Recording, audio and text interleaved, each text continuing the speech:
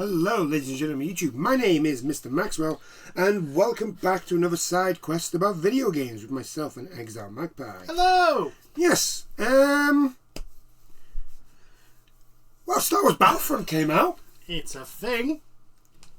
It's awful. It's $30, and you can get the entirety of every single Battlefront game for less than what it costs.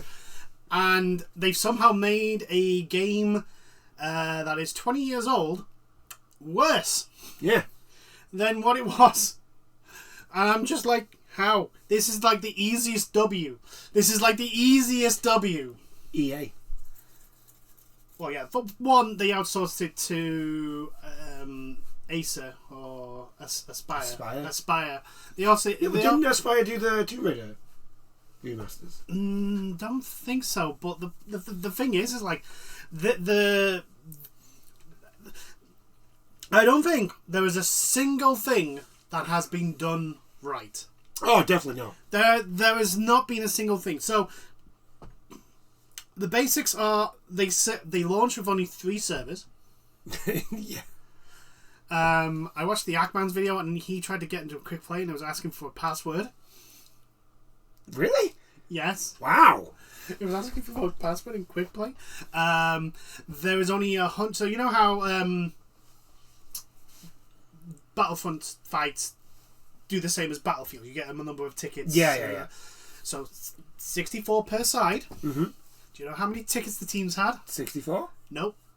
Less? More than what? Oh, no. 100? 100. 100, yeah. 100 for.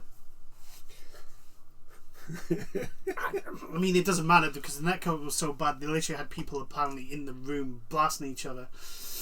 You just not doing anything. And because the netcode was that bad, they actually couldn't kill each other. Also, there was Reddit forums where modders of the old Battlefront 2 game, the one that's 20 years old, and is only like a tenner if that, right? There is that. There was Reddit of modders for that game posting missing lines of code. Oh God! Like, I mean, how do you do this? So, but also, like, you know how the original had cutscenes in the campaign. Yeah. One before the mission and one after. They just got rid of the cutscenes after the missions. Why? I don't know. I really don't. It makes no sense. Because there's a really good one in regards to the bit where you're on Felucia with the Twi'lek Jedi. I can't remember her name. But basically, when they're leaving, like she basically, because she's like the stern but fair sort of leaders. But she basically says you're the best troops I've ever had, sort of thing, and the whole line of like, we're so glad we had our helmets on because not one of us could look her in the eye. Because it's the whole thing, the thing with the campaign, especially when you get near the end of the Clone Wars. Yeah.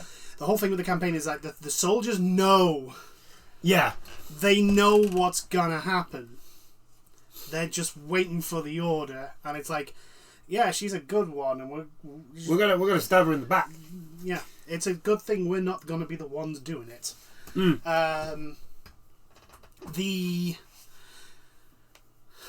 It's just so many and stuff they could have added, even though probably wouldn't. But can you imagine a 64 side lobby galactic conquest from Battlefront 2?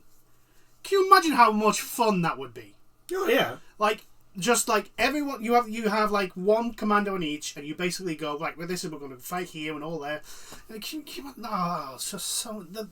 This is you know how Overwatch 2 is the biggest drop ball ever. Yeah. This is in competition with that. Oh yeah, this is in competition. This isn't just a drop ball. This is drop ball to win the World Series in baseball levels of how the fuck and not even it was a difficult catch. You know what this is? This is the Super Bowl.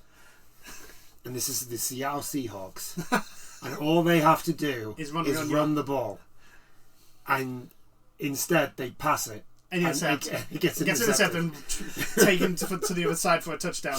All they had to do. Oh yeah, you had one job. What this is. That's what this is. This is one. That. You had one job.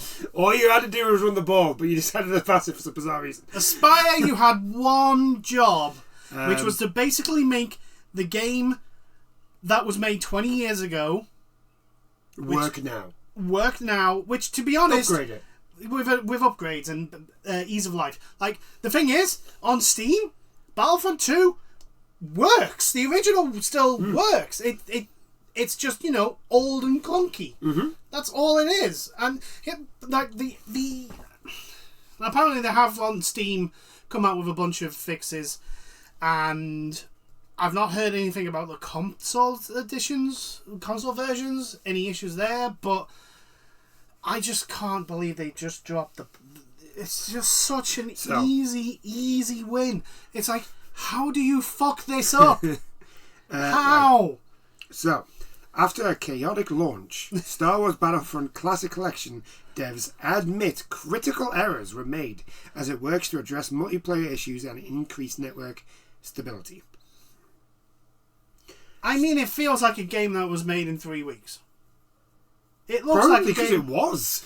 Yeah, like the announcement was made and then it's being released, and like that's the development time. I'm like, for fuck's sake! Like, people would. But look, here's the thing: the Battlefront fan base, who have suffered for 20 years since this game got launched, we have suffered through Battlefront 3 being cancelled multiple times.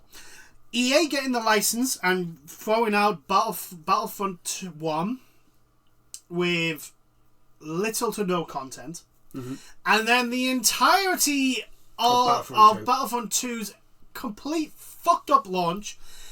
The fact that it took them years to get to a point where it was actually okay, and then for EA to turn around and go, yeah, not doing anything else. We're going to take everyone that's working on that and shove them onto Battlefront 2042. Battlefield 2042.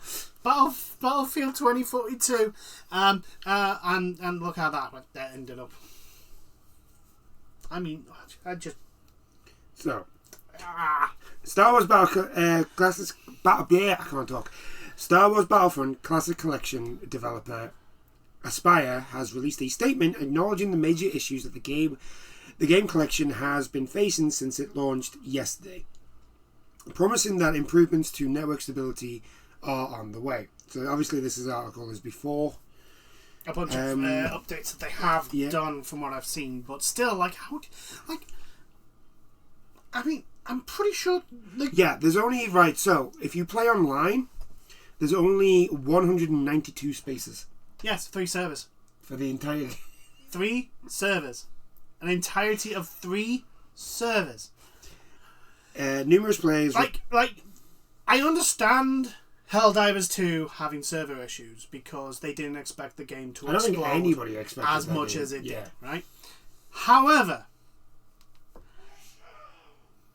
even in their absolute, even in like the most conservative figures for the classic collection, I would have gone, do you know what, we're going to need at least 1,000, maybe even more, maybe 10,000, maybe 50,000. So, we're going to need a lot of servers because a lot of people keep, even today, even though like some people get on the bandwagon of Battlefront 2 EA is not that bad now.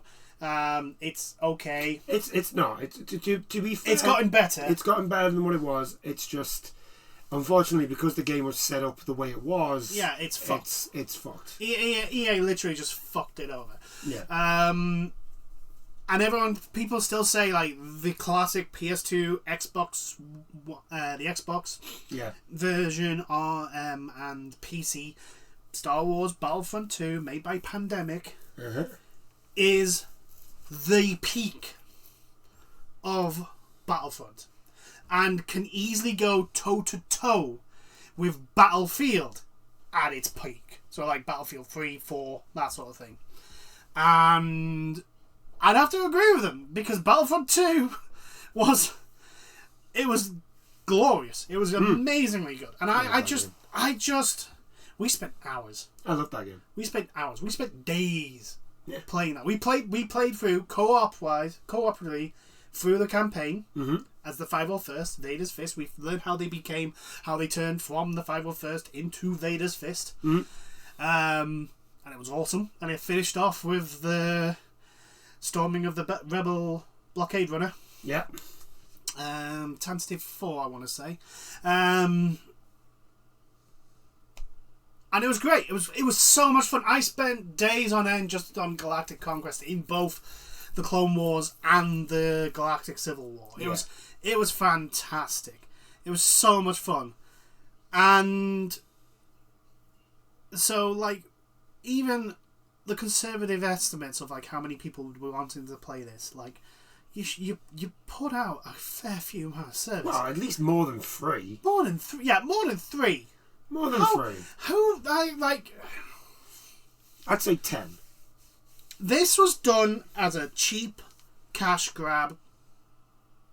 That's all it was. And it's annoying.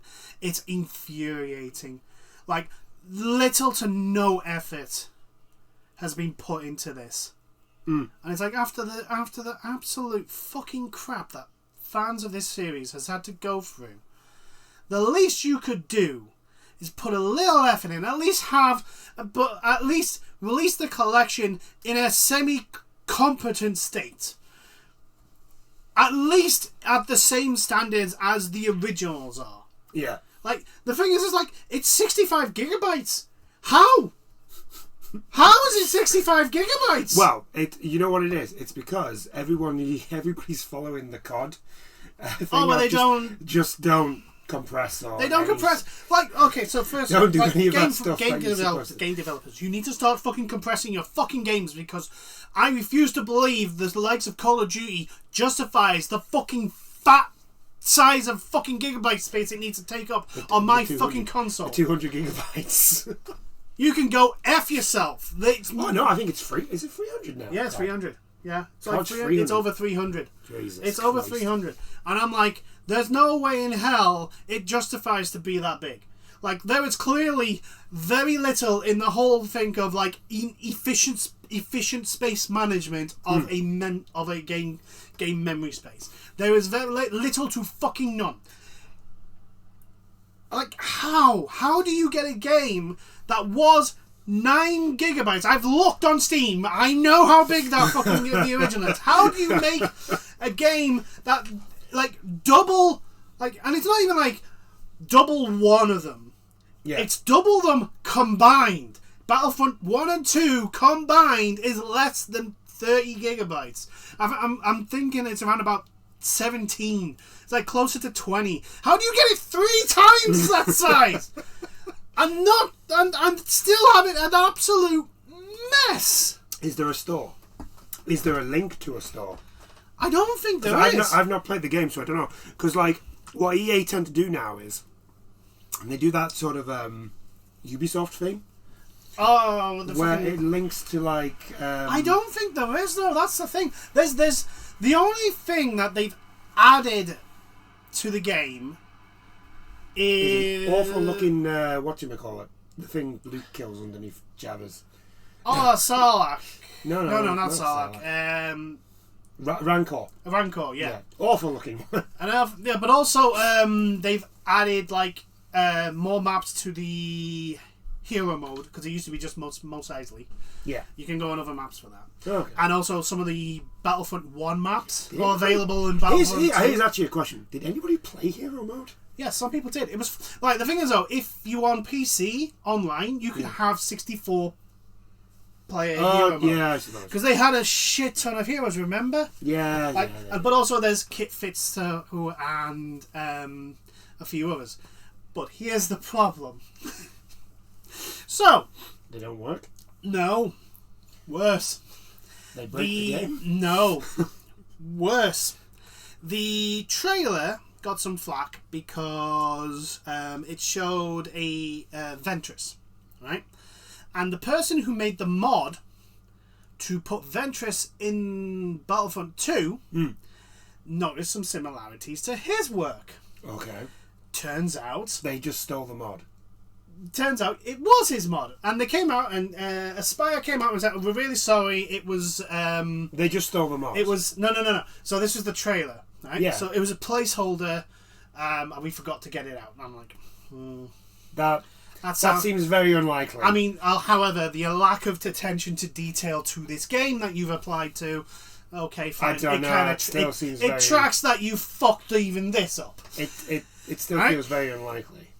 Problem is that most recently the person behind those mods of Kit Fisto, Ventress, and a couple of other Jedi and Sith that he added to the original, he's starting to find he's data diving. So he's data diving into the code, and he's finding his code in there, and I'm like, that's not so. At the moment, what this generally sounds like is they've tried to port it, right? So they took right. I don't mean like port as in like the pulling the game onto consoles. That's all. But what I mean is like they've took the game that's on Steam. Yeah. They've given it to these people who apparently don't know what they're doing.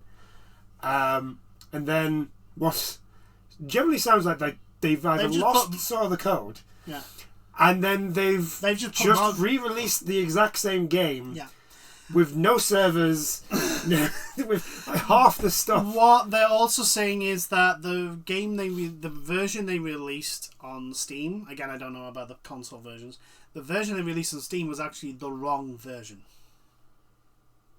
Yeah, this is what I mean. This is generally sounding like they've got some code. So they've released. So they've seemingly like I say, released some updates which may have fixed some of the issues. But I'm like, you're still like there's a lack of attention to detail here. Like there's a distinct lack of actual like care and attention. Like how the fuck do you release the wrong fucking version? That should be like that should go through a chain of command of like at least three people going, this is the version released. Yeah, that's right. Right, because of how like shoddy this has been released, and like you said, this feels like it's only been like 3 weeks that it's developed. Do you reckon they just randomly found this code and EA just found it in like a treasure chest in the back, just gave it to Aspyr? To Aspyr, and was like, release that in 2 weeks, and then just walked out. I mean, I wouldn't put it past EA. Like, they have literally stealth dropped a whole bunch of old EA games on Steam, like a shit ton.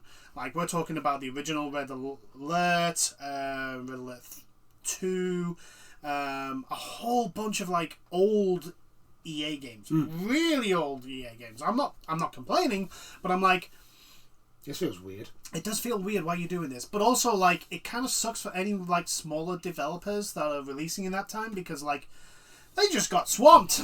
Yeah, they just got a tsunami of EA games just coming onto the Steam timeline where their game shows up. Yeah, like how it's like, could you not have like announced it at least then? You know, developers who don't want to be tsunamied by a sea of EA or old EA games could like go, we'll push it back a week. That sounds like a good idea, doesn't it? Yeah. We'll push it back a week. Or we'll release it the day before or a day after. Either way, we're not going to be tsunamied by all this. But yeah, I don't know what they did right. There doesn't seem to be a single thing I don't think they've done anything right. This is one of those situations where, like, and everything that could possibly go wrong has gone wrong. And I'm like,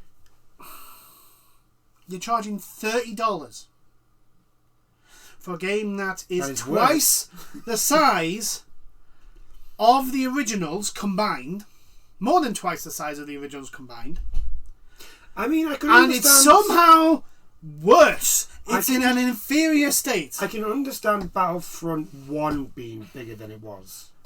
Because Battlefront 1 didn't have, like, an online. Yeah, like well... So I can understand that Battlefront being small. 1 was clearly... Yeah, but it didn't. It had the battles, but that was pretty much it. Yeah, but it didn't. Yeah, it didn't have a campaign. Well, it did have a campaign, but you know what I mean. Like, but it didn't have online. Yeah. And so I can imagine, like, Well, Battlefront it 1 being a little bit depending bigger. what version you got, because I think the Xbox came with online. I'm Because pretty the sure. Xbox had a bit online built in.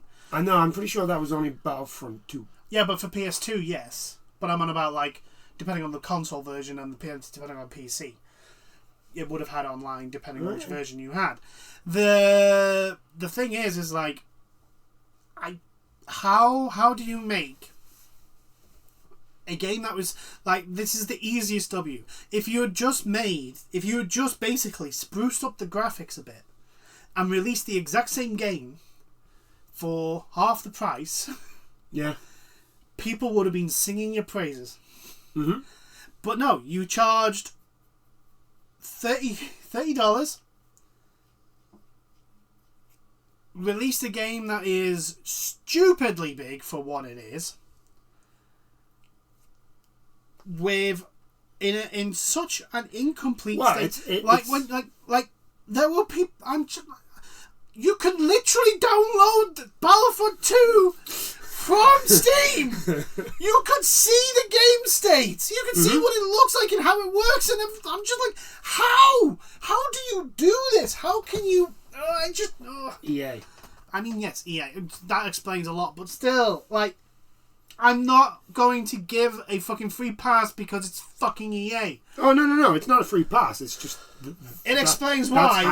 That's how it's fucked up. It's just like this series is as cursed as Time Splitters. Yeah. Except I don't know what's worse: us never getting an actual new Time Splitters 4, or Battlefront coming out in the god awful state it constantly does. I now. am generally going to say Time Splitters 4. Yes. Because as much as I like Battlefront, Time Splitters is a much better game. Yes, Time Splitters is a much better game. But the point is, I'm saying, I know what you mean. Like, I just. Why? How are you this bad? How do you fuck up this badly? How do you make this so wrong? It's just like, it was such an easy win. I was really looking forward to this. Number one, this is at the moment, right? Let's look at the track record for AAA gaming companies at the moment. Right? I know. I should have really. It's not going well for them. No. Right. They are clearly not making the level of profit that they should be. They feel they should be making. Hence the number two. This is a remaster, and let's be honest, with the AAA gaming industry's current track record. Current track record with remasters. Yeah, not great. So that's two things against them. People complain about the Metal Gear Solid Collection, Volume 1. People complain about that, and rightfully so. At least it's not this bad. At least it's not this bad. At least we got actually working games. Yeah. And thirdly, it's a game that was released 20 years ago. And so basically, because what the AAA gaming industry does when it does its remasters, and I said this for Dark Souls when they remastered that. Yeah. They don't actually remaster the game. They make it look nicer. They make it look nicer. Yeah, but that's about it. Yeah, but they don't actually do anything. The thing is, though, the Dark Souls remaster, even if it wasn't, it was just a shinier version. No. It's just a port. It's not even a shinier version. Right. It's literally a PC version. Yes, but the point I'm trying to make is, it still works just as well as. Yeah, but the thing is, right. My point is that we've seen it because the AAA gaming industry has a track record, right? Yes. So it starts off up here. Yes. So we've got Dark Souls. We've got Dark Souls. No. Right? We're just using it for now. We're just using Dark Souls as a. Listen, it's a good remaster, in a sense. I still believe it's just a PC port, but whatever, right? So it's up there. It works. Look, it's fine. There's nothing wrong with it. I got through Blighttown without my frames dropping. Fine. It was amazing. That's what I'm saying. It's fine, right? So it's up there. Right? It's up near the top, right? I wouldn't class it near the top. Demon Souls. That's a remake. That's very true. See, this is the problem with how branding has been like. Remakes are not remasters. No. So yeah, we've got Dark Souls up there. You see, the thing is, though, is that Demon Souls is pretty much point for point. It's still a remake. Because they built it from the ground up. They built it from the ground up. Yeah, I understand your point. Right? So I blame Square Enix for the whole remake. Basically, anything that any game that has come out that is basically the same game as something that came before, but has been built from the ground up is a remake. Yeah. Right? Anything that has basically just took the original game, made it shinier, and maybe made some improvements, that is a remaster. Naughty Dog, we're looking at you. Yeah. Right? So we've got Dark Souls, right, up at the top. Yeah. I can't really think of any other remasters that I would put massively up there. I would probably say the God of War collection. Okay, so, we'll put got released on PS3. Yeah, we'll put the God of War collection up there as well, right? So we've got that. Yeah. Right, and as we know with the AAA gaming industry, it starts off high, and then they get worse and worse. And then because it's a trend, it just goes down and down. And now we are at pretty much near the bottom. It's going to curve back up. So eventually, the good news is eventually we'll get some older games that'll get remastered and they'll actually be good. I mean, we've already got traces of that with Dead Space. Dead Space is a remake. That's very true. Tomb Raider, the Tomb Raider trilogy, that has done really well. It's got good reviews. Yeah. Everybody's saying that is an example of like a good remaster, right? This is an example of a very bad remaster.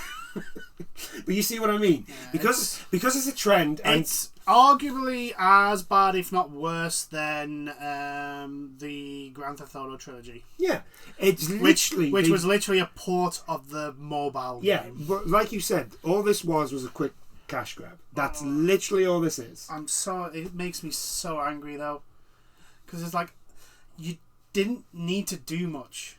That's the thing. It was like you didn't even need to do much. Like the fan base weren't expecting miracles. We weren't expecting like Demon Souls built from the ground up remake. We were thinking like a nice shiny, upscale the graphics a little bit. Upscale the graphics, make it run smoother. Make the online a little bit better. Make the online proper dedicated servers with better internet connections, and maybe add some newer stuff like that's been introduced since the games were released. Some cool shit. That's all we wanted. We knew this was going to be just a nostalgia trip. It wasn't going to be like something amazing, but you couldn't even hit that. Our expectations were low, but holy fuck. But yeah, we're at the moment we are in the current thing of we're just going to have. Whenever a remaster comes around, I'm literally like, well, this is going to suck. It's not going to be it really does infuriate me. Which is why, if you've noticed with remakes that have been coming out, I mean, I would say other than The Last of Us, a lot of the remakes are really, really good. Mainly because, they generally have to put effort into it. Yeah, because they're building it from the ground up. Because they've got to build it from the ground up. For ground example, Final Fantasy VII Rebirth, which is fantastic. I know we say that we kept going on about how big that game's going to be, but like, Jesus Christ, the map is huge. That is a big game. The map is huge. I'm only in the first area. The Dead Space remake.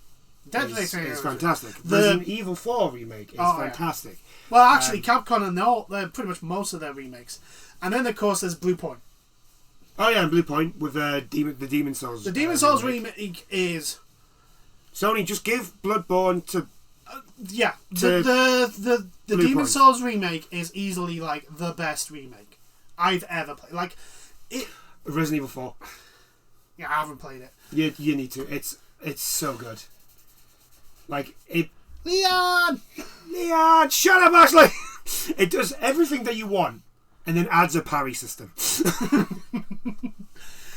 I need to. I need to get my room sorted because I want to get the VR set up again because I want to start doing some VR stuff again because it's really fun. It's such an easy W. Everyone was looking forward to this. Yeah. Everyone was looking forward. You were going to make. All you had to do was release a competent Battlefront collection. Mm-hmm. All you had to do. By the way, sorry about the noise. Someone's drilling. Yeah. I wonder who. Anyway.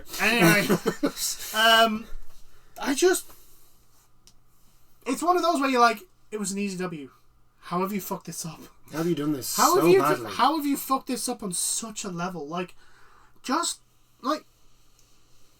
release a semi-competent Battlefront game. It's not that hard.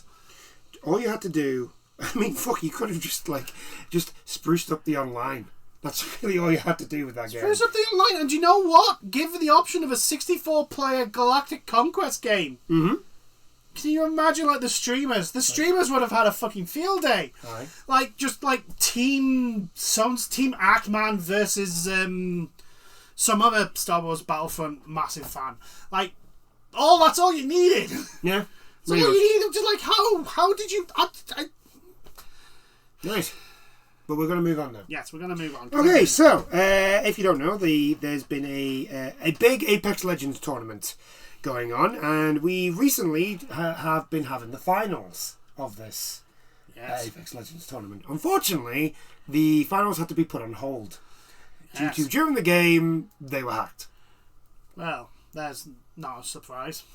Apex Legends tournament postponed as pros fall victim to hacks mid-game, leading voluntary cheat watchdog to warn others off EA games for now. Yeah, the apparently it's the anti-cheat that they're using. There's an exploit that is enabling people through the anti-cheat to input code onto their at least on PC, onto their PC. It is, and I'm like, how the fucking hell does an anti-cheat software become a backdoor for hackers? Yeah. Well, I know why, because the anti-cheat software basically acts like a fucking virus at times. Apex Legends regional finals have been disrupted by multiple players being hacked mid-game, leading one expert to warn against players playing other EA published games until the situation is resolved. The Apex Legends regional finals took place last weekend, but things didn't go according to plan. Seen just below, two pro players, Gen Burton and Jake Lucky, were hacked right in the middle of the regional finals. The former was able to see players through walls and terrain, and the latter was gifted an aim bot by the hacker. I mean, that's just weird. Weird, but also that's deliberate sabotage. If I'm honest, you're saying, "Oh, he got gifted." It's like, no, you don't understand. Given an aimbot, using an aimbot or a wall hack is cheating, and would cause those people to be disqualified. Not only that, what a lot of the leagues do, and this is all of them. This is they suspend them. Overwatch. No, they don't suspend them. They ban them. They're not allowed to take part in professional tournaments. There was a person that was really big in the Fortnite scene, and he decided to go on Twitch and stream himself on a new account using cheats, and he got banned for life altogether. There was a whole big thing about it, and Ninja, being the stupid little shit that he is, thought he would bat for this guy. No, you don't understand. He broke the rules. He broke the rules. That in the gaming industry, in the gaming community, cheaters are the lowest of the low. They're on the same level as blooming. What were the people that grabbed all the PS5s and then sold them on scalpers? Yeah, scalpers. They're on the same level as scalpers. We hate them. They all they do is make other people's lives worse. They have no intricate benefit to society, and therefore they deserve to be literally either thrown into lobbies that are just full of hackers and cheaters, or banned for life. Gabunton saying in a clip that he can see everyone before quitting the match. Also saying that he had an aimbot. Imperial Hal realising in the other clip above, the pro says he couldn't shoot, and while he attempted to play out the rest of the round, the match was later abandoned. It's unclear who's responsible for hacking the two pro Apex Legends players. A fair few claims are circling online about who could be responsible for the hack, but that at the time of writing, no one has stepped forward to claim responsibility. The Anti-Cheat Police Department, just below. Anti-Cheat Police Department? That's a thing? I think it's just a group. Just a name? Okay. Yeah, I don't think it's an actual official thing. Just recommends that players steer clear of any EA published games until the issue has been resolved. Yes. The anti-cheat expert also suggests that those who were participating in Apex Legends regional finals at the time secure their accounts by changing their passwords, including Discord and email accounts. Jesus Christ. However, it doesn't appear that there's any issue with the easy anti-cheat software below. So there's multiple anti-cheat software companies. Easy Anti-Cheat is one that's in Armored Core 6 and also War Thunder as examples. They've come out and said no, as far as we know, it doesn't affect us, but obviously they're going. Obviously, it's the whole case of if one of their competitors is being used as a backdoor, they're now going to go, okay, so let's double check that we can't be used as a backdoor because the last thing they want is the last thing they want. People get pissed off at anti-cheat stuff anyway because it usually gets in the way of things and makes things run slower and all that sort of shit. People understand why it's there because hackers and scammers and cheaters are a thing. But it's one of those unnecessary evils that we and if an anti-cheat is shown to be a backdoor for hackers to get into your computer, that's an instant we're not going to touch that fucking game if it has that by a mile. Which means the companies that use that anti-cheat company will start turning around and going, we're going to have to use someone else. We're not going to use you. Yeah, because apparently cheaters can just get into. You're apparently a backdoor. No. Well, it won't be that. It'll be because people don't trust you. They're now not buying the game. Yeah. Because they don't want your anti-cheat to be a backdoor for their computer to be hacked. A few hours after all this went down, the official Apex Legends eSport body confirmed that the North American finals had been postponed. We don't currently know when the regional finals will return, but the organization's official Twitter account says it will share more information soon. I mean, they may end up having to do it as a LAN. The thing is, these sort of things were eventually going to go back to being LAN, so that they don't have to deal with this shit. With this sort of stuff, because it's just Well, the entire tournaments had to be postponed because of it. I mean, obviously, there's always they call it an arms race between the hackers and the people who defend against the hackers. There's always an arms race. But for your anti-cheat to be used to add cheats onto a game, that's a fuck up. Yeah, that's a bad one. That's surely you should have realised this code this code wants to come in. It's now it's on this list of codes that's not acceptable, but I'll allow it. It's fine. It's fine. It's fine.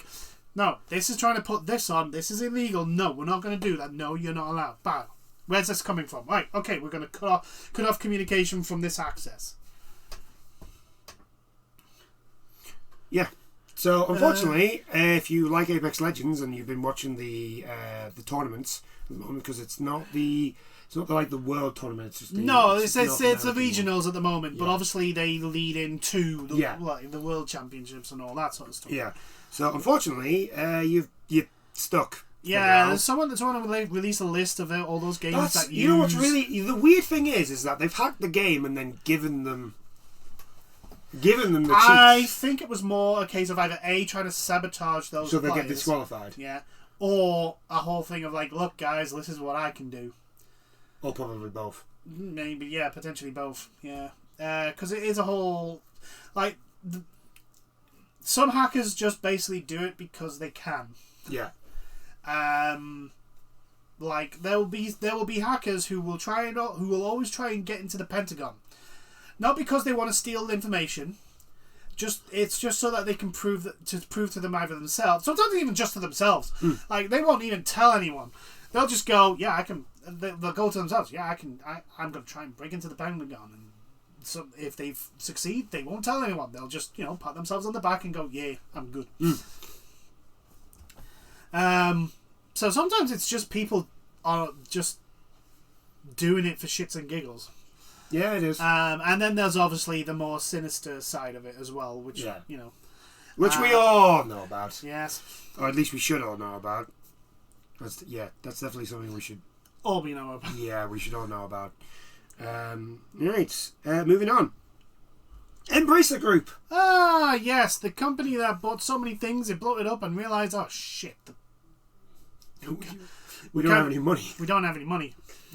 Embracer Group sells off Sabre Interactive and most of its studios for $247 million. But the price could go a lot higher. Most of the studios under the Sabre brand are included in the sale, but some big names are staying behind.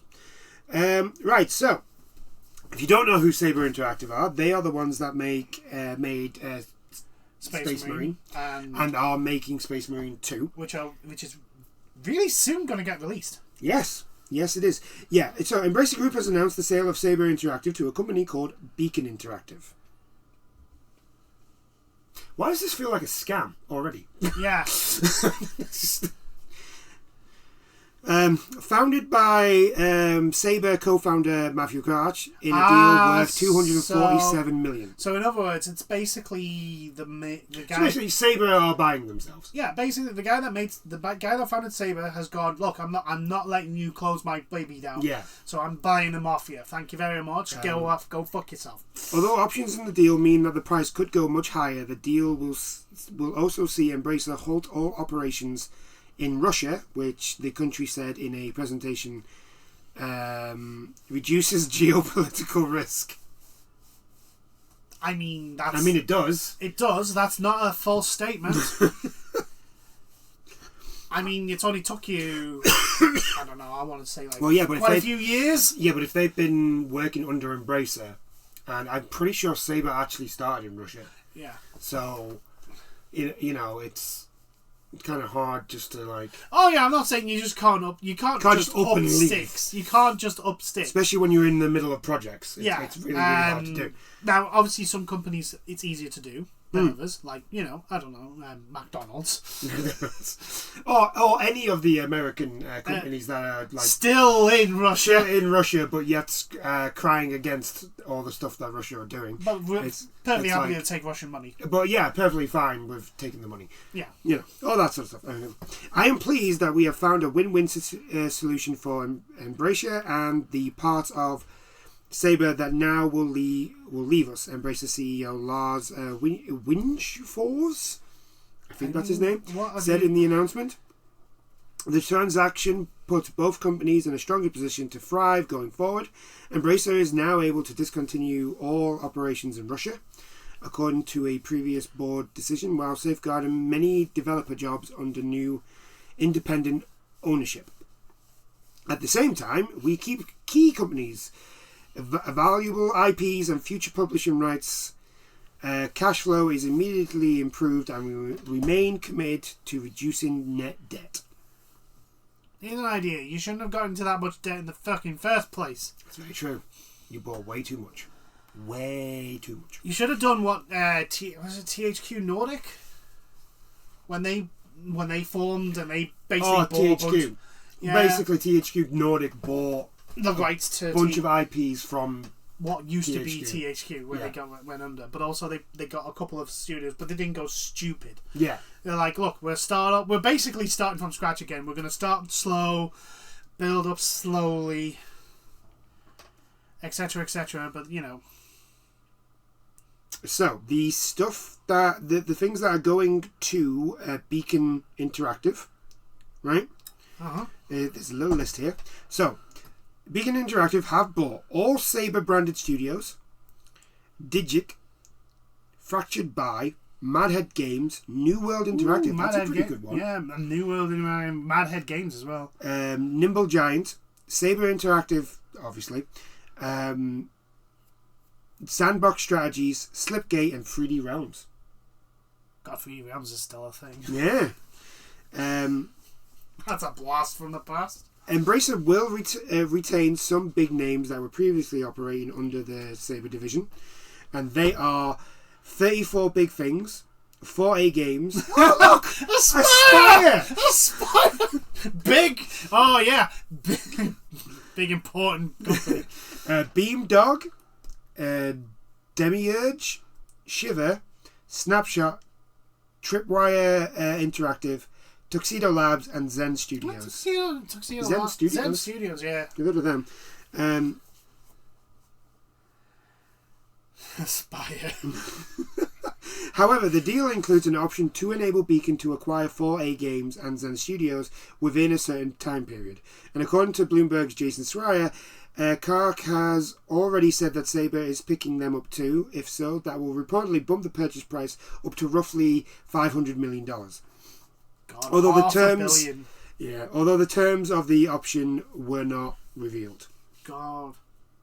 Do you know what? There are Premier League football clubs that would probably be... No, actually, no. Yeah, there was probably Premier League football clubs that would cost less to take over. Yeah. Ours. Well, no, not ours anymore. Not ours anymore, but ours was. Newcastle United, was it 320 million? Yeah, something like that. Don't know why I've got that number stuck in my head, but it seems right. Maybe wrong, but... I don't even think it was 320 million. I don't even think it was but like, that much. you know, Fulham wouldn't be that much. $500 million, sorry. Yeah, Fulham like, wouldn't be. Like, people... I know it's digressing a little bit, but Man United wanting $4 billion for their takeover. I was like, dude, you're not even worth half that. You can't even fix your stadium. What fucking? You've got to leak. It's going to cost $4 billion to actually get you back to where you apparently claim you deserve to be. Embracer said 38 projects currently in development are included with the sale, while 14, including 2 joint projects with Beacon, will be retained. Those include the next AAA game from 4A Games, which presumably is the next Metro, which is the VR one? Yeah, the VR one. Killing Floor 3, the ongoing development of Teardown. Teardown is that like heist. That's that like Lego-y looking one. Yeah, the heist Lego-y, but it's like very physics-based demolition sort of thing. Yeah. And the full upcoming pipeline and back catalogue from Zen Studios, Aspire, and Tripwire. Oh, Aspire. The last bit might feel a bit of a dodged bullet for Knights of the Old Republic fans. Aspire was working on the Schrodinger's cat Aspire again? Oh my The god. KOTOR remake, but was pulled off the project in mid-2022. It's reportedly not dead, although what's really going on is anyone's guess. But responsibility for the remake was reportedly included with the Sabre sale. So that might be a positive. Yeah. We might actually have people who actually want to make the game. Yeah. And make it good. But responsibility for the... which may, dare we dream, mean that it actually might get made at some point. I wouldn't hold my horses. Aspire's recent performance with Star Wars Battlefront Classic Collection may also prompt some quiet sense of release that someone else is doing the KOTOR remake. Yes. Yes, not quiet sense of relief, an actual audible real sense of relief. Okay, so in a tweet, Tim Willis, who is one of the heads at Sabre, basically he says that because of everything was going down, because when I heard about this, my first instinct was, what's going on with Space Marine 2? Yes. What does this mean for Space Marine 2? Yes, I know, because it's coming really close to its launch. And I really like the look of that game. It has a 3-player co-op campaign that's separate to the single player campaign. It looks amazing. So he comes out and basically says he's happy to confirm they're still working on a number of titles, including Warhammer 40k Space Marine 2, Good. John Carpenter's Toxic Commando, and Jurassic Park Survival. Now, they were the 3 games that they were like the next 3 big ones that they were going to come out with. Yeah, and Survival had only just been like... It's just been announced. Sort of thing. So. Which, I'm like... part of me is literally like, why has it took so long for there to be a Jurassic Park? Considering Ark is a thing. Yeah. Why has it took so long for Jurassic Park to get this? I mean, granted, also, like, you probably are the concept of actually raising dinosaurs, you ain't gonna be in Jurassic Park because the whole point of that game is the dinosaurs are going to eat you. Yeah, we're gonna get eaten. You're gonna get eaten. It's gonna be I reckon it's gonna be like. You're gonna have to build everything in the trees because you don't want a T-Rex stomping through your bloody. Well, I mean, if it's in the trees, you're still fucked with a T-Rex. Well, no, unless the T-Rex knocks a tree down. I'm on about like the giant trees. Oh, the massive ones. Yeah, the massive trees that like the T-Rex would just bash his head on and go, "Ow! Could you stop moving, Mr. Tree, please? I can't see you." Yeah. Unfortunately, the downside to this is that this all happened. This has all happened after like Free Radical Design, Volition. Those studios got closed down. Yeah.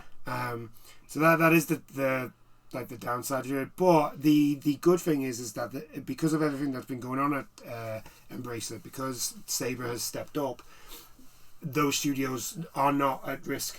Yeah, the ones that they've actually got are not going to get closed down, which is good news for everyone that's working. And by the there. sounds of it, the ones that Embracer are keeping, it sounds like big quotation marks, they are also not going to be closed because obviously Embracer has just gained potentially half a billion dollars and gotten rid of a fair few studios there. I think it's like 7. Yeah, there is a fair few. I mean, Sabre, if you want to, there's a group of guys that used to be part of a studio called Free Radical Design. If you want to take them on and take the project they were working, you want to give it a go? I wouldn't say no. Although, could you maybe just keep working on Warhammer games, because your Warhammer games so far have been good. Actually, also, Warhammer 40k games, like the last couple of years, we've had some really good ones. Yes. Considering the fact that we got so used to Warhammer 40k games being really bad. Apart from the odd gem. Like Dawn of War. Battlefield Gothic, Darktide's not. No, that's newer though. Dawn of War was definitely the like poster child for quite a while, and then you had Battlefield Gothic come out. We're now getting quite a few. Like we've had Rogue Trader, Black, Chaos Gate. Chaos. What was the 40k Vermintide one? It was Darktide, which is actually not bad. It was a little rough at the launch, but they seem to have added a whole bunch. To be fair, it did release basically early access, but it was Xbox that kind of wanted day one Xbox sort of stuff. So, yeah. Phil, just see yourself out. Just go. Leave. You are a detriment to the Xbox. You're a detriment to the gaming industry just as a whole. Everything you say is just horrible. Like to the actual Xbox, you're a detriment. I mean, only a person that does not understand the job that you know what's really worrying about Phil Spencer is the fact that like there's people that are agreeing with him with the stupid things that he says, and I'm like, you don't. What are you doing? You don't know anything. These people who like agree with Phil Spencer. This is how I know Phil Spencer has never worked at actually trying to sell anything in his life. He's never done it, and I refuse to believe anybody that says, "Oh yeah, he's totally sold things before." No, he hasn't. He doesn't know how to sell for his life. No self-respecting person that sells things for a living ever says that the product that they have sucks. Yeah. Like, you could put me on the stand and I will lie to your face and I will say, no, my product's great, what are you on about? I believe in my product. Yeah, I will completely lie to you. Now, some people may go, well, but he's only being honest. It's like, yes, but his job is to sell the Xbox. His job is to make the Xbox into the most popular console. That is his job. Yeah. And he is, in all intents and purposes, failing right? on an epic scale. And his solution is to make the Xbox, as a company, more bloated. That's all it's doing. Well, it's not just that. It's the because we talked about it last week with the exclusives, right? And it's something that like I have said 100 million times. It's something that we've said in discussions, especially when the PS5 and the Xbox Series X was coming out. What we were saying, and I rang this out of the things because I know how to sell things. It doesn't matter how good your console is if you've got nothing to put on it, no one's going to buy it. The gaming industry for each generation, like this has been from since even before Xbox and PlayStation were a thing. Is sold like the console is sold on the games you can play on it. Plain and simple. It's why Atari eventually fell away. It's why Sega eventually just became a publisher. It's why Commodore. Well, it's why Commodore went away, and because, well, one, their consoles ended up actually being shit, but also they had nothing on them in comparison to the competition. Yeah. And it's like, and I'm like, right, we've bashed on Xbox for a little bit. Yeah. We don't need to bash on Xbox now. Well, Phil Spencer. It's what, I like Xbox. It's Phil Spencer. I don't. Phil like. Spencer is your problem. I don't like Phil Spencer. He just gets on my nerves. He just shows up everywhere. He says absolute nonsense, and everybody's like, you know what? He's right. No, he isn't. What are you on about? Oh. Us releasing a great game won't move the dial. It will, you fucking idiot! You're just so used to not. It's that. It's that, and this. Why do you think the Xbox 360 was so fucking the popular? new thing of like exclusives? Don't fucking like. I don't understand exclusives. Yeah, that's because you're a fucking moron. Because he's going on like Helldivers should be released on Xbox. I personally think it should, but fine. But the thing is, PlayStation fucking owns the IP. They can decide. It's up to them. Just like you own the IP for Halo. Yeah, are you going to release Halo, the Master Chief Collection on PlayStation? I don't think so. Like, it's absolutely fucking mind-boggling, and the fact that people fucking agree with him, and I'm just like, what the fuck are you talking about? The only reason Xbox are doing any of this and saying all this absolute bollocks is because they've lost. Because they, number one, they lost, and they didn't just lose. PlayStation grabbed their head and shoved it into the dirt and has just held them there for about 10 years. Think of the most one-sided sporting event you've ever witnessed. Mike Tyson versus Jake Paul. Right? Sony is Mike Tyson, because I don't care. Like, Mike Tyson could be a 90-year-old man. He's still going to beat the living shit out of Jake Paul. One, firstly, I'm kind of worried for him because, you know, he's not all there. But also, like, he's not all there. Mike Tyson won't... this is not going to be a Floyd Mayweather situation. This is... Well, actually, no. He has been part of the... I have seen the memes, have you seen the memes about the fight? Basically, Jake Paul, he's going to have to set in some rules about, like... he's going to be able to have, like, tagging Logan. Mike Tyson's got to count to 10 before he can punch him twice.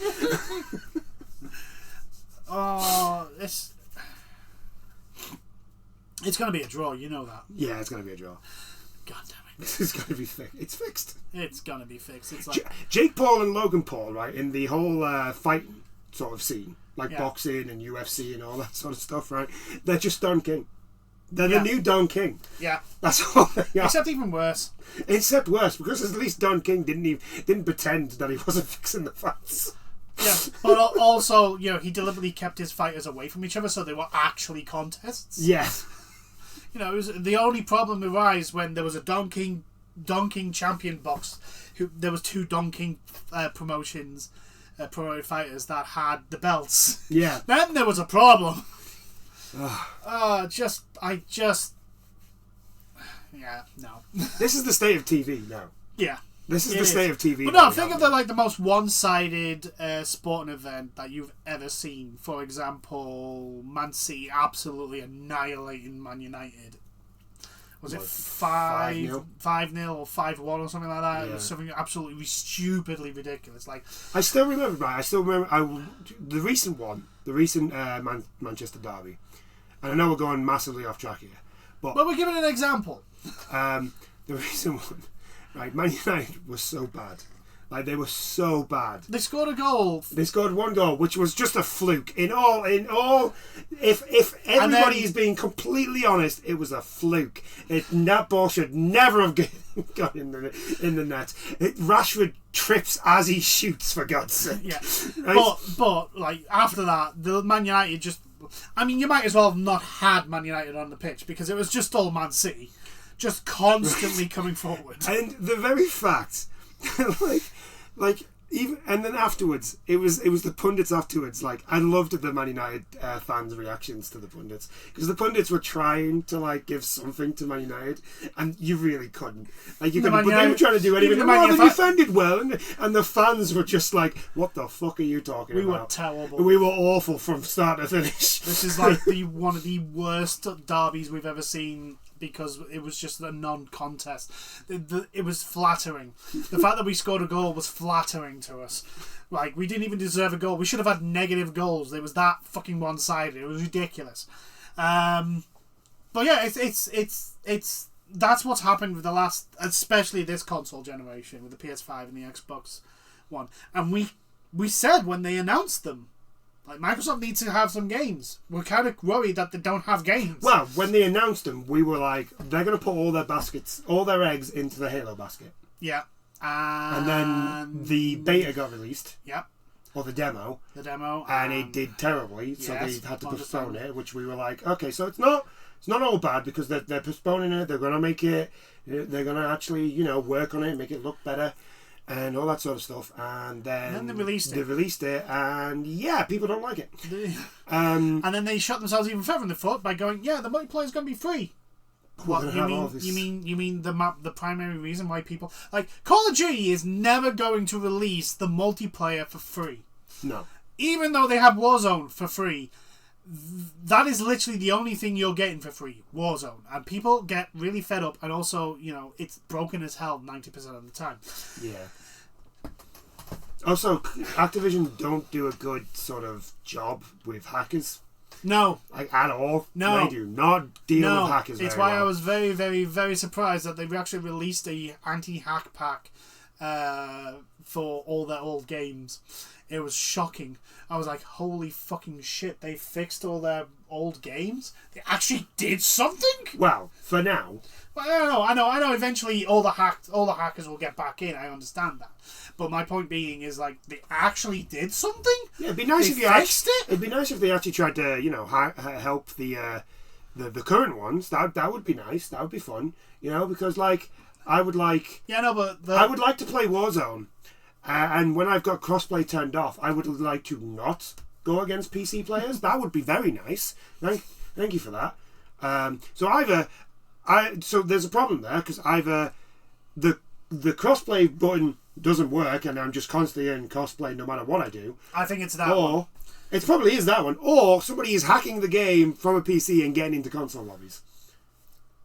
I think it's the former. I think it's both.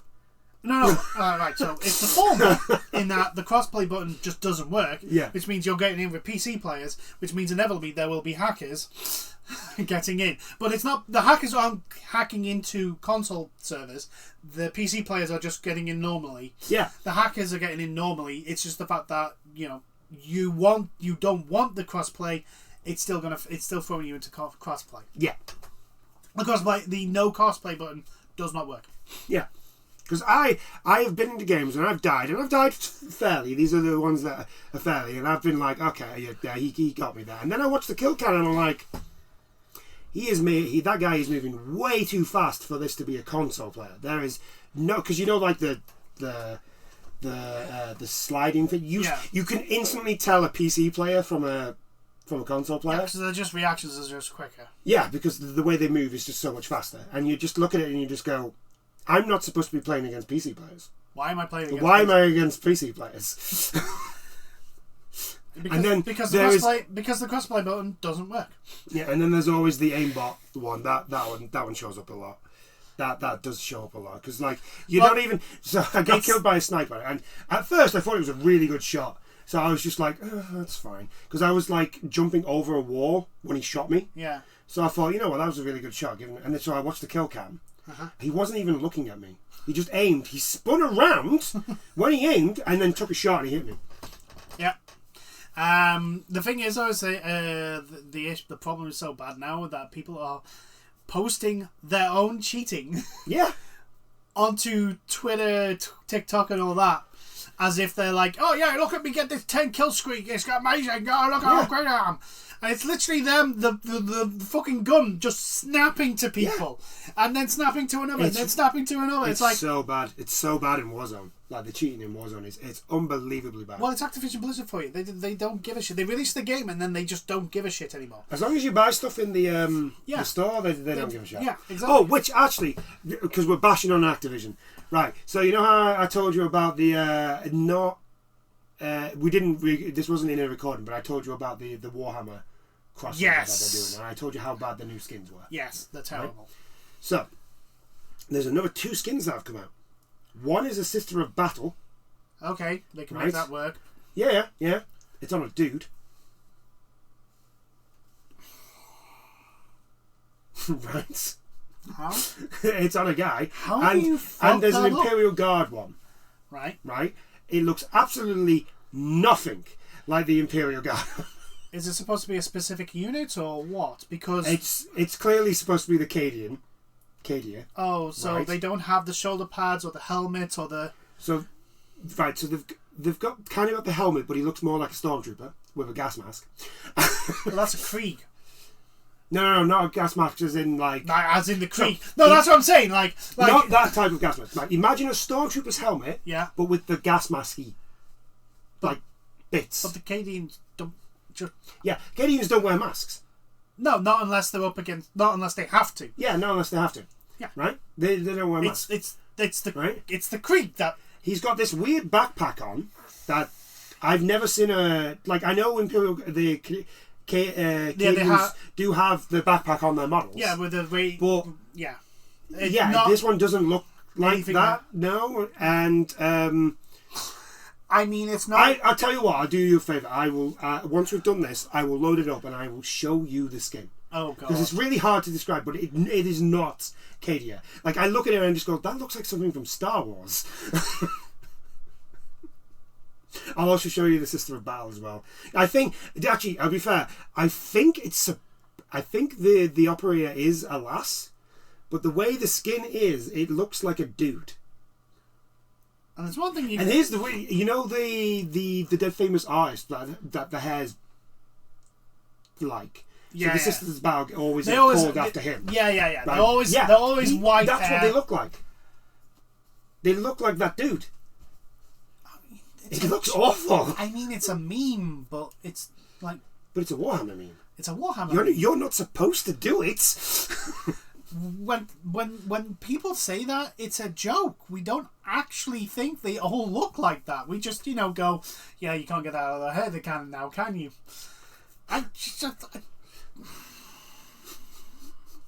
Right, so can the gaming industry just fuck off for 2 days? You had one job. The annoying thing is, it's just like all you had to do was give one of your operators the Space Marine armor.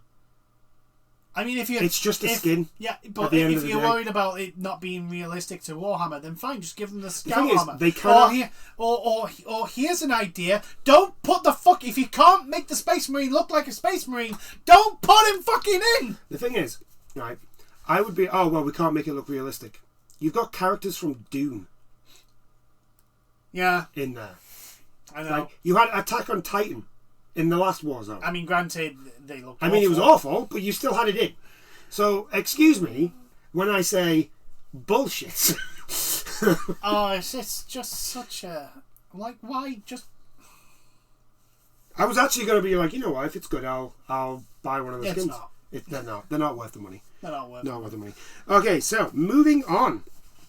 So, recently, Konami released a David Hayter-fronted video series about Metal Gear's incredible legacy. I mean, the timing of this is highly ironic, considering the documentary about Hideo Kojima came out, and his making of Death Stranding came out not long ago. But yeah, it could be just timings. It could be. The video series does not mention Hideo Kojima at all. at any point during the whole thing. I think Konami are still a little bit bitter. Yeah. Just a bit. I mean, you've only got yourself to fucking blame. But, you know, Konami is Konami, and Konami are the worst. Konami released the first video in what it's calling the Metal Gear Solid Legacy series, companion videos to Metal Gear Solid The Master Collection, that offers a shorthand history lesson of the game's extensive lore. The opening video is 6 minutes long and presented by David Hayter, the voice actor of Solid Snake and Big Boss. In Metal Gear Solids 1 to 4... Oh, sorry, yeah. Solid Snake and Big Boss in Metal Gear Solids 1 to 4. Sorry, it looked like there was a dot after Boss. Yeah. So, yeah, because Kiefer Sutherland is Big Boss in 5. 5. Yeah. Ground Pain. Ground Zeroes and Phantom Pain, which Yeah. basically together is Metal Gear Solid 5. Yeah. I'm sorry, they are literally the same game. It's just, you know, one's a prologue that's really long, so it can't be called a demo, and the other is the full-blown game. And its script does not mention Hideo Kojima once. We'll get into why in a moment, but even for Konami, this is absurd. Hideo Kojima took over an existing Konami project for the Metal Gear Solid, the MSX2 in 1987, and realizing the machine's capabilities limited what could be shown on screen, hit upon the idea of a game where avoiding conflict was the goal. The first two top-down games have nowhere near the sophistication of what was to come, but they do have an ambience of ideas. Cardboard box, smoking, guided missiles, varied patrol routes, Rations. codex, rations, Political intrigue. Yeah, all that sort of stuff. Yeah, like the early parts of the Metal Gear and Metal Gear 2 Solid Snake are the foundation of what Metal Gear Solid is built on. Like, you can tell that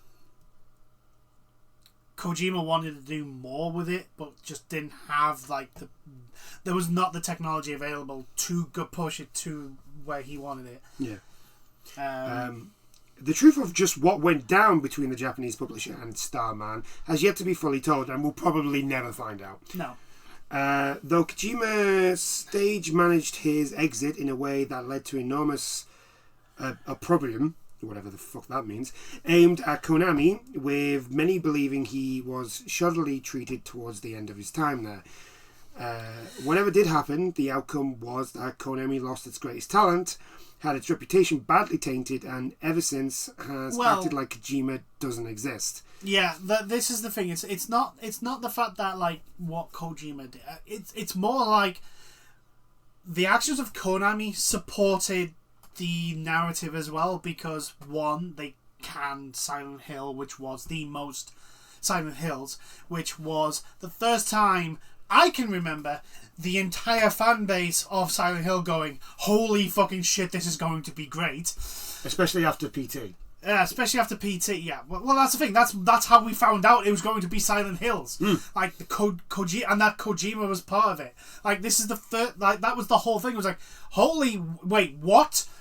This is amazing. It was the concepts and the whole the whole thing of PT made people excited for Silent Hills. And then the Kojima fan base were like, so wait, he's doing a horror game. He's doing a horror game. We know he can do. We know he can do really messed up shit because, you know, Ninja Cyborg corridor, please. Yeah.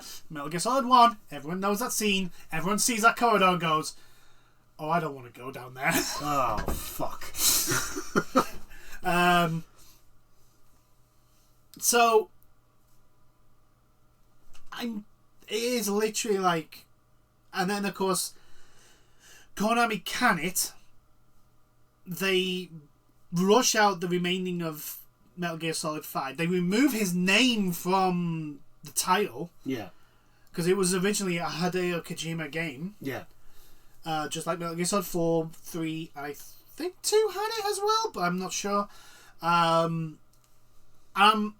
so, like, the fan base, based on the information they had, was basically like, Konami are fucking over Kojima. We don't like that because we like Kojima. The guy is arguably one of the most creative people in the industry. He comes out with like, for example, just watch anyone who has not played Metal Gear Solid 2 before get to the end of that game and then realize all the shit that is going on, the craziness that's going on, and then realize that game was released in 2001. Yes. And go, wait, he came out with all this before it actually happened? Wait, what? I'm loving watching some people play that scene and just have their mind completely blown. Like, this is literally now. What the hell? What? And then go, when was this game released? To them, the chat goes 2001. No, I don't. I refuse to believe that. It's just ridiculous. This is for example, he released Death Stranding before COVID came out. Before COVID, which was a game. Death Stranding was about a game about things dividing people and trying to bring them back together.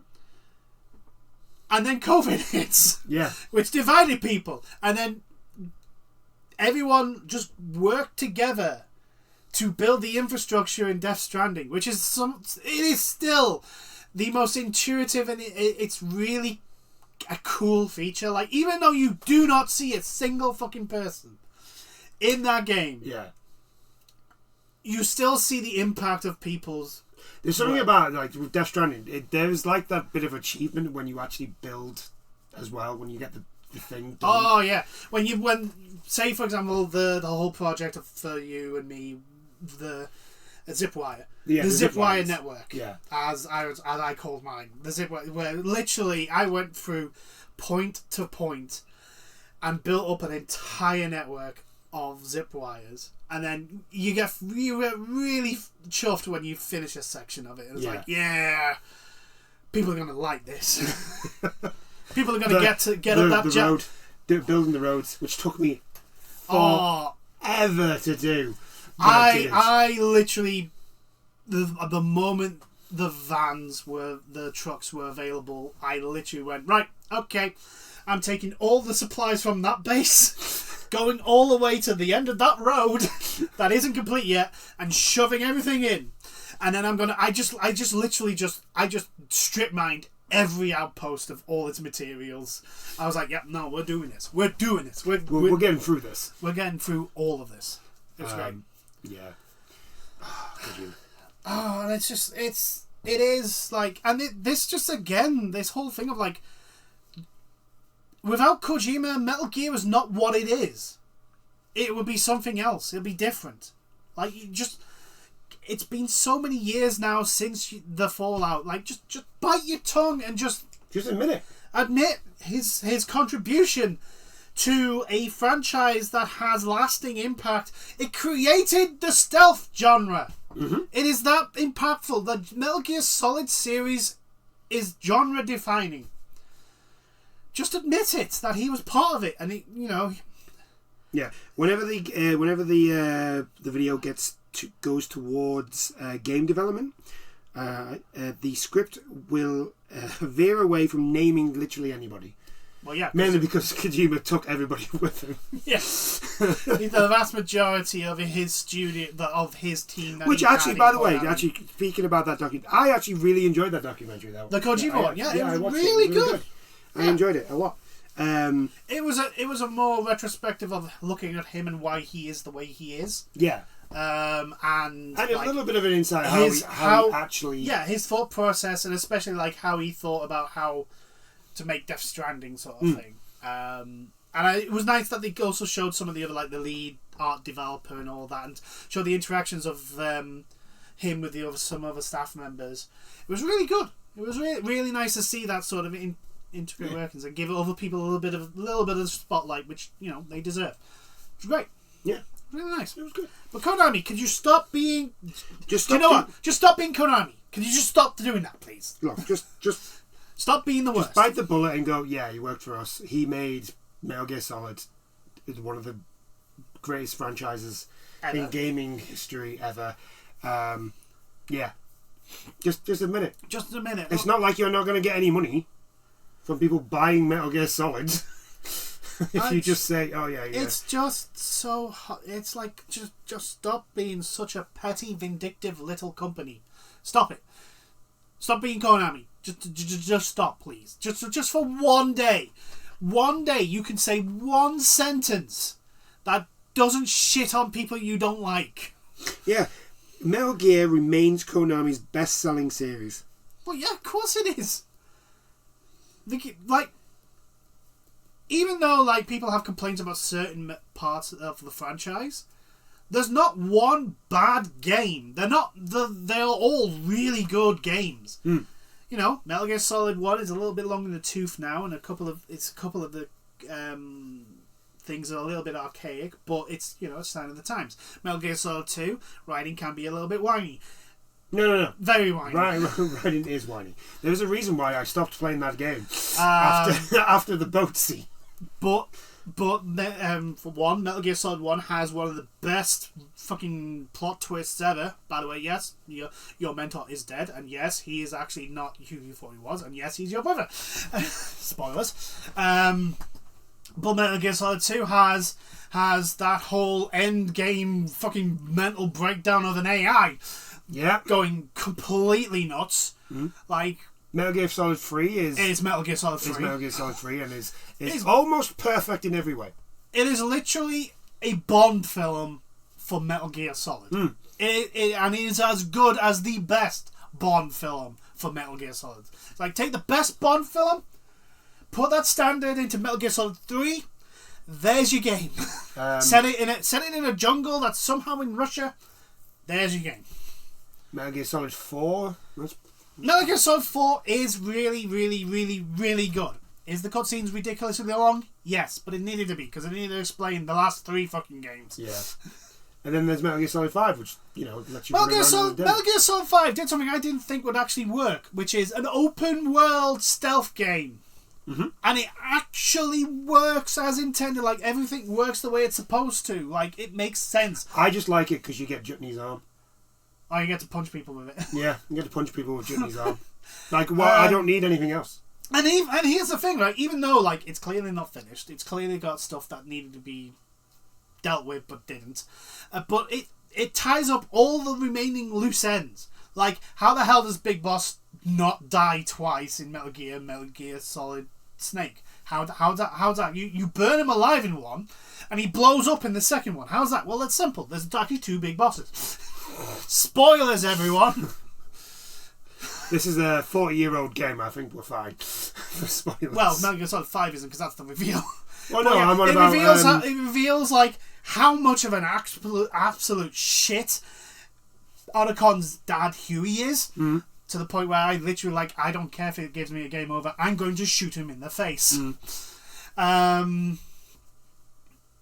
It explains the rift between Master Miller and Boss, which is... we've not even mentioned... is it Portable Ops? Yeah, Portable Ops. Yeah? Yeah. Peace Walker. Yeah, Peace Walker. Yes, Peace Walker. Peace Walker. Peace Walker. It ties up almost every single character that shows up in Peace Walker is explained what happened to them. Like, it does do a lot of things that, you know, it makes me slightly disappointed. I'm like, oh, Konami, why could you not have held your tongue and just let them finish the game? Yeah. Let them finish it. And then do your bullshittery, because at least then the game will have been finished. Mm. And not just end abruptly like it does.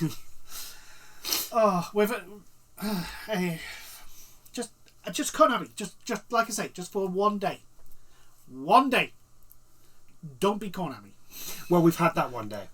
Which was? The Silent Hill reveals. Oh, yeah. They did that big Silent Hill... yes, but the games aren't released yet. They could still fuck it up. Yeah, well, the phone one was terrible. Yeah. So yeah, that's true. I've still got my fingers crossed for the remake. The remake. I'm not really bothered about Silent Hill 2. The remake is people complaining about combat. The thing is, what is the actual complaints about the combat? Because I haven't actually read them. Right. So for me, the combat looks too shooty. too shooty and a little bit too like James knows what he's doing. Yeah, and it shouldn't be that. And it shouldn't really be like that. But the thing is, for me, with the combat that they showed off, it was so hectic and fast. It just kind of felt like that I couldn't really tell what was going on. Yeah. So until the game's out, you won't really know. Yeah, but I'm not really bothered about the remake of Silent Hill 2. It's the new one. It's the new one because I know what happens in Silent Hill 2. I know the story. I know the characters. I know the endings. I know everything that I want to know. The only reason why I would get Silent Hill 2 remake is because, well, it's Silent Hill 2. Yeah. Do I want to go through all that again? That is a question. That is a question that I am not yet prepared to answer. Depends how the game plays. But the new one, with the whole plant sort of thing going on, and it clearly being set in Japan. It's definitely influenced by Japanese horror. Yeah, that's the thing that I'm looking at. I know everybody's looking at Silent Hill 2 remake because remakes are like the thing at the moment. But also that's the next one. That's the next Silent Hill coming. So yeah, I'm not really too fussed. Yeah. At the moment, as long as the new one can live up to a standard. Yeah. Because Silent Hill 2 sets a standard. Because Silent Hill 1 sets a standard. Silent Hill 1 is really good. For the time. It's definitely a game of its time. It definitely is a game of its time, and obviously, it was the PS1. Yeah. There was a lot Silent Hill 2 then takes that standard up. Silent Hill 2 is what defines the series. Silent Hill 3 is good, it's just not as good as Silent Hill 2. And then obviously Silent Hill just kind of takes a nosedive after that. Yeah, we got Silent Hill 4, The Room. I think The Room it's not bad, but it's not good. Yeah. You know what I mean? It's not great, but it's not awful. And then you have... It's like Alan Wake. Alan Wake's good. It's not amazing, and you're not going to be writing home about it, but it's not a bad game. No. I put The Room and Alan Wake pretty much at the same point. Yeah. The problem is Alan Wake's a new IP, which means it doesn't have anything to compare against. Yeah, exactly. And The Room has Silent Hill 2. Silent Hill 1, 2 and 3. Yeah, it's like, this is not good. Yeah. And then after that, that's when it's just like, nah, this is not good. No. This is terrible. I think the only time there was a brief blip of goodness was when they did the remaster, not the remaster, but they redid Silent Hill. No, was that worse? Yeah, that was really bad. That was when that came out around about the same time as The Devil May Cry. Oh, when they were just literally... Remember when collections came out, people were just bashing them because they were bad. Yeah, but basically just poorly, it was the same with poorly optimized and everything. Silent Hill Collection got the same treatment as Devil May Cry. Never mind. They were bad. Never mind, ignore me then. They were very, very bad. But yeah, Konami, just for one more time, just this once, could you not be Konami? I've just got my fingers crossed at the moment that the new Silent Hill game is going to be fine.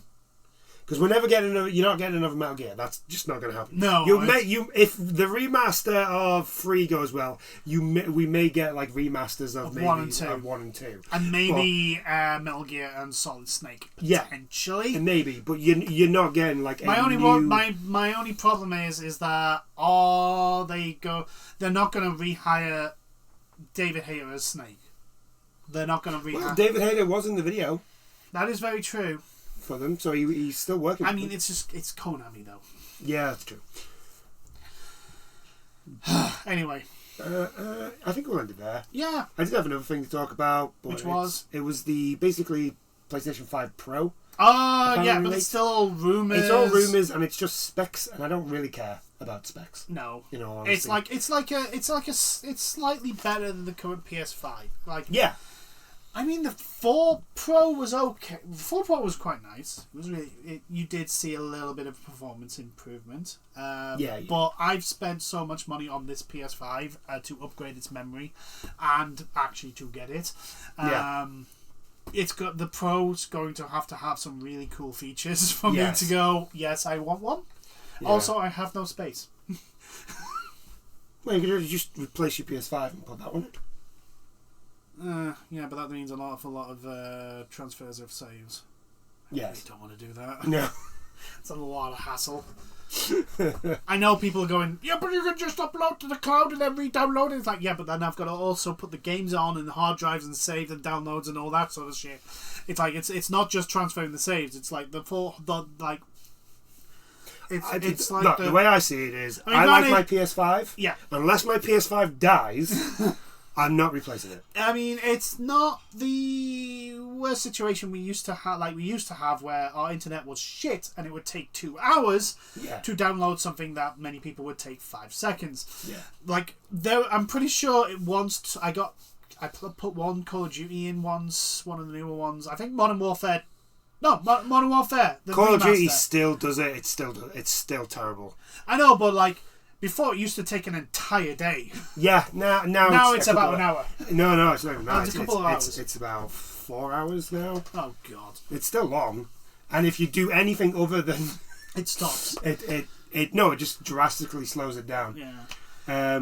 But yeah, I think we'll end it there. I do hope you've enjoyed this chat, and we'll see you in the next ones. Bye now. Toodles.